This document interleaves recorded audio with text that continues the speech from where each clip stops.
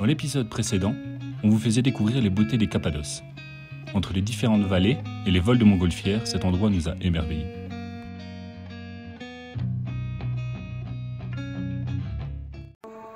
Nous, c'est Marine et Valentin, deux Belges qui se rencontrent lors d'un voyage au Canada.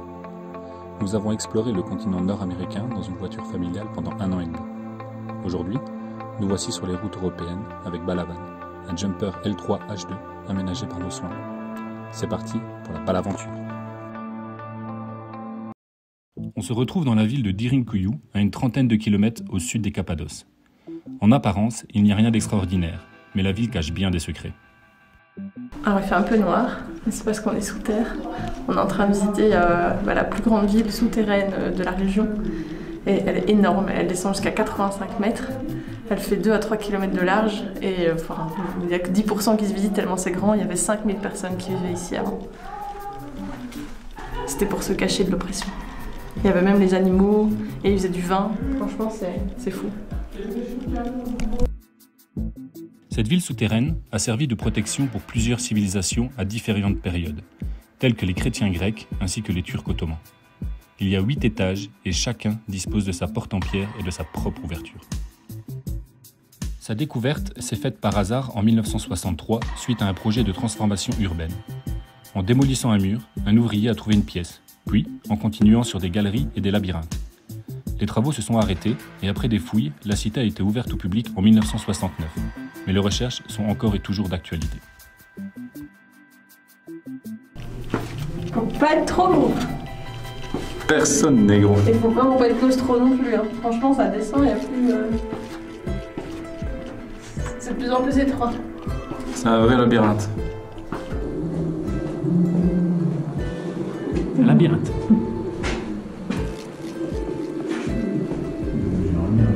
Je crois que c'est le système d'aération, voilà.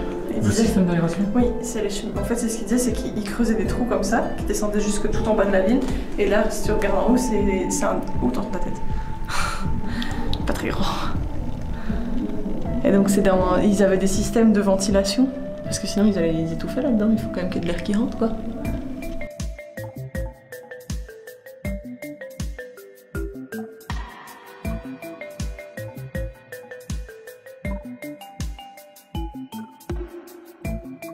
Après cette visite assez impressionnante, nous prenons la route pour trouver un endroit où dormir. Et nous arrivons en fin de journée au bord d'un lac se situant dans un ancien cratère.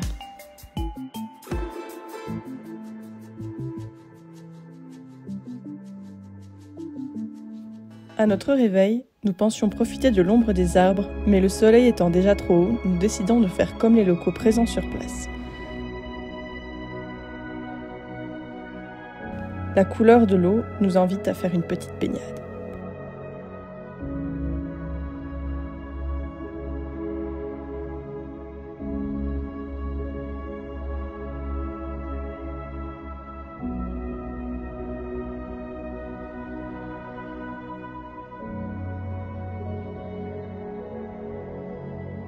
Nous voulions découvrir le canyon d'Ilara, mais nous avons préféré un petit rafraîchissement avec la vue, car la balade est payante et assez fréquentée en cette période.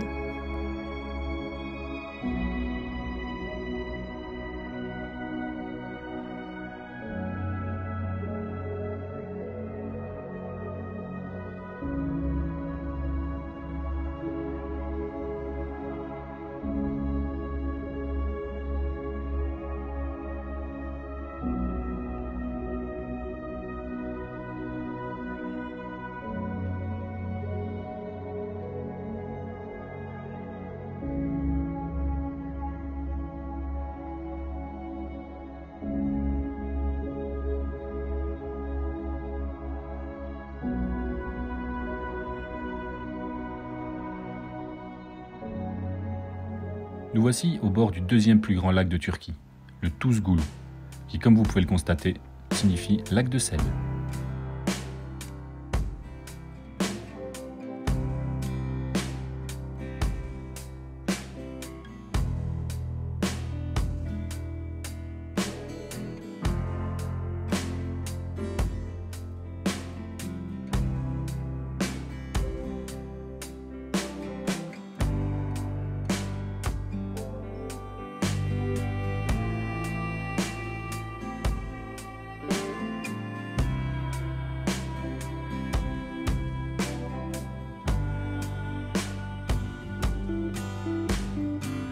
Accompagnés d'une petite famille de bergers d'Anatolie, nous profitons d'un magnifique coucher de soleil.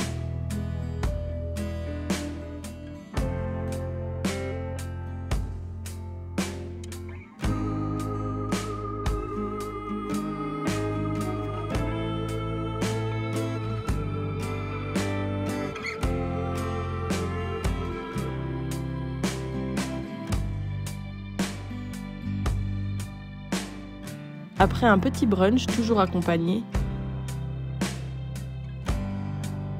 nous pouvons admirer une colonie de jeunes flamants roses. Ils sont encore de couleur grise et ne savent pas encore voler.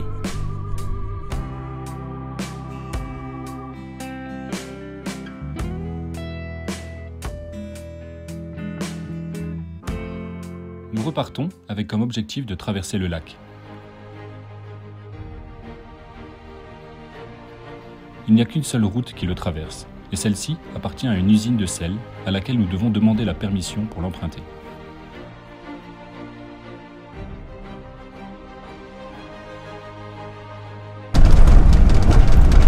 On est en train de traverser le lac de Tuz-Goulou, qui est en fait un lac de sel. C'est très impressionnant, il est immense, et puis c'est tout blanc. Donc voilà.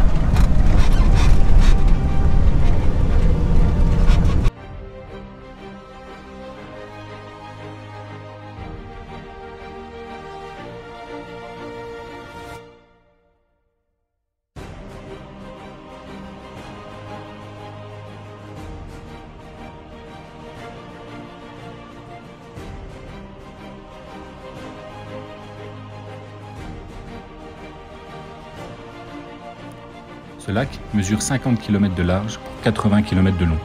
En hiver, sa profondeur est de maximum 2 mètres, mais nous sommes en été et il est quasiment asséché, laissant apparaître une couche de 30 cm de sel.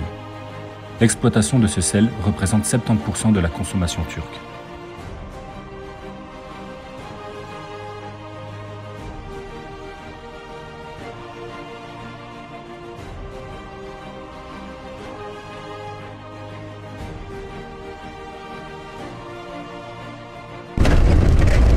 Quand Marine roule, elle se tape des routes de dingue.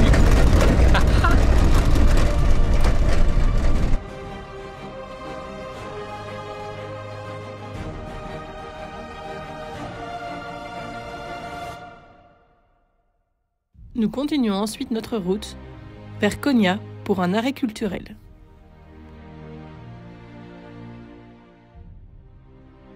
Alors on est dans la cour en face dans le Mevlana Museum. Et là, c'est le mausolée où est enterré en fait le père fondateur des Devrish Tourneur. Et c'est assez impressionnant de voir à l'intérieur. C'est vrai qu'ils sont tous, ils se recueillent tous et les tombes sont recouvertes de tapis brodés d'or. C'est vraiment très très beau. Et donc normalement le clocher là, tu peux le montrer? Celui-ci là en bleu vert. C'est un des plus photographiés de Turquie et c'est vraiment un gros lieu de pèlerinage en fait, surtout pour les Turcs.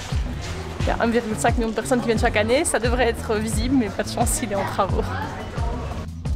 Les derviches tourneurs font partie d'un ordre musulman qui font référence à leur danse, dont les mouvements rappellent ceux d'une toupie. Le but est d'atteindre une forme de transe afin de recueillir la grâce d'Allah.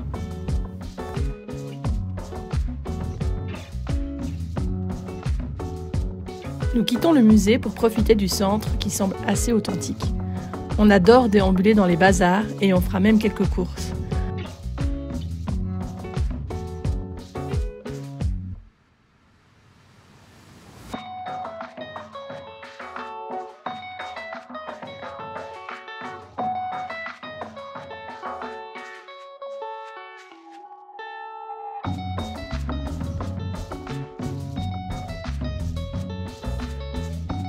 À 6 € le kilo de noix de cajou, j'aurais bien acheté le sac complet.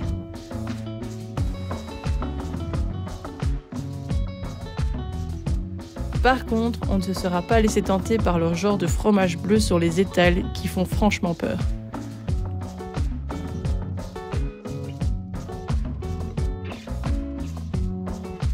Les ruelles sont en effervescence car nous sommes à la veille d'une date importante, la fête du mouton.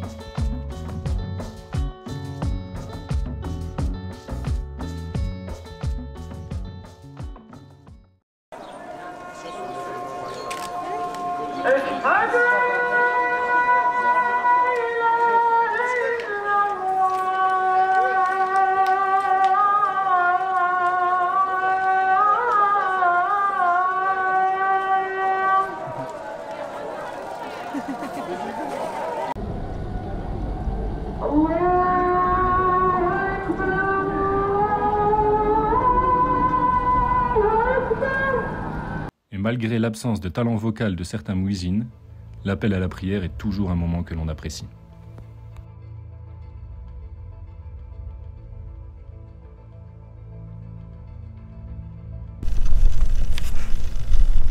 Balawan est là-bas. Marine est là. Marine est là, complètement au contre-jour. Jour total, ça c'était tip top moumoute. Mais le plus beau, c'est là. On est bien arrivé ce soir au cratère de Méké. Bon, ils nous vendent une photo avec de l'eau tout autour du cratère. Apparemment, normalement, dans les mois d'hiver, ça pourrait être possible. Mais on ne sait pas trop si ça arrive encore. En tout cas, le lieu est déjà super beau. Donc on imagine avec de l'eau autour, ça doit être vraiment incroyable. Et on est tout seul, il fait un calme incroyable.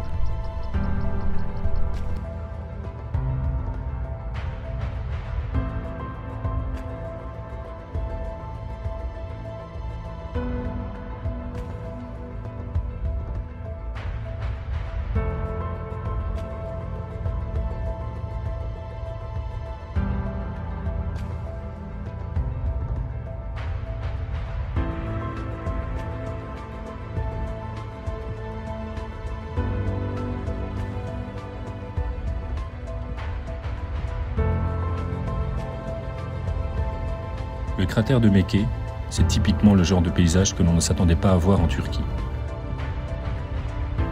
Au-delà des stations balnéaires et des énormes complexes hôteliers qui font l'image de ce pays, les trésors des terres intérieures nous laissent sans voix.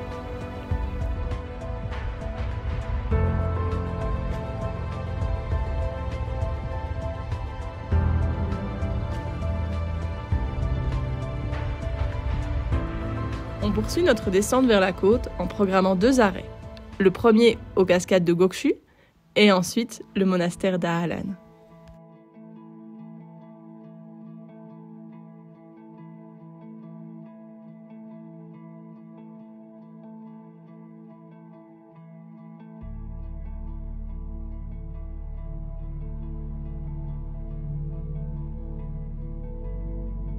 Ces cascades sont un vrai oasis de fraîcheur et la couleur de l'eau est splendide. Mais, seul problème, on n'a pas le droit de se baigner, beaucoup de fermetures pique-nique et le site est surveillé.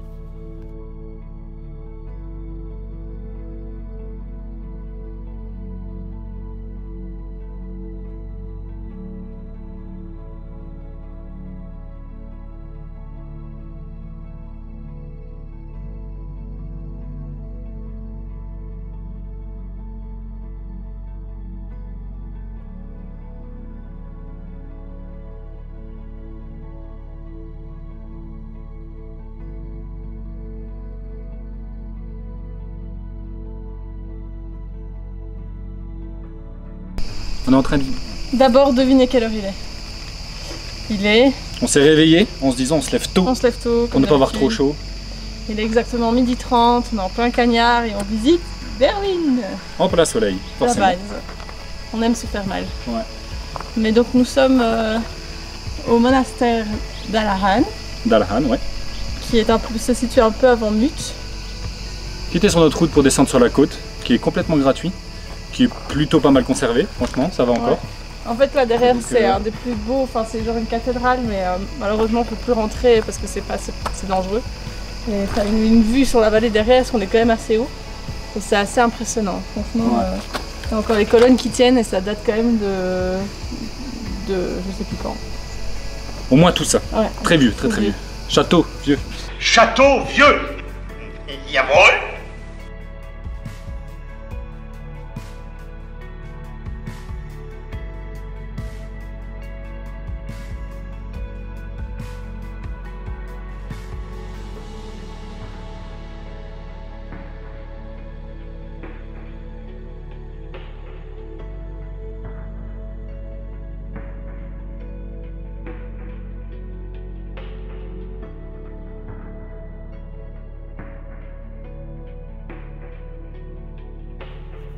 Après la visite du monastère, on continue notre route quand nous passons au-dessus de cette rivière.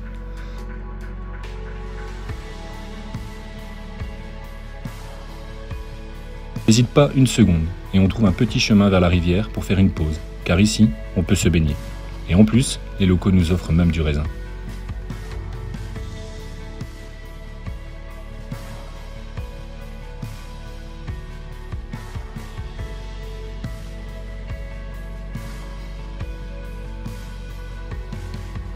On atteint finalement la côte sud vers la ville de Hanamur. La route longe la côte jusqu'à Antalya. Oh, elle est magnifique cette côte.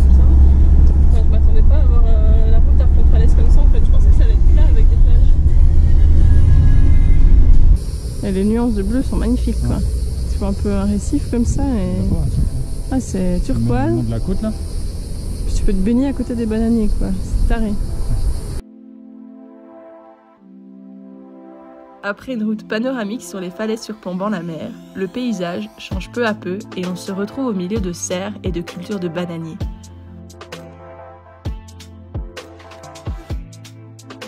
On ignorait totalement que la Turquie produisait autant de bananes, on a à nouveau l'impression d'avoir changé de pays.